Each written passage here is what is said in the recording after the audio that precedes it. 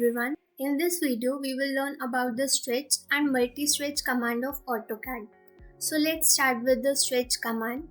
Type stretch in the command line and hit enter. Then specify the portion of the object that you want to stretch by cross window selection. To make a selection, click on the first point and drag your cursor towards the left side to include the portion of the object you wish to stretch. The selection area will be displayed as a green rectangle.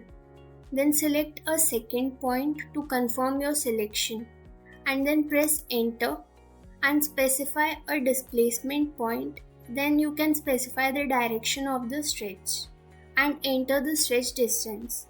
Let's say 0.15 meters. Now you can see this portion is stretched by 0.15 meters. Now one common mistake that people make after activating the stretch command is that they select the entire object, and when they specify the displacement point, this causes the selected object to be moved instead of stretched. And next we will learn about the multi-stretch command. It is used when we want to stretch multiple objects at once. We'll activate it by typing MSTRETCH in the command line and hit enter. Then select the portion of the objects you want to stretch one by one.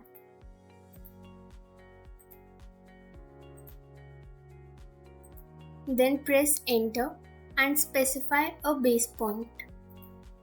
And then you specify the direction of the stretch and enter the stretch distance. Let's say 0.2 meters. Now you can see all the selected objects are stretched with the same distance. And that's all. So I hope you find this video helpful, and if you are new here, please don't forget to subscribe. Thanks for watching.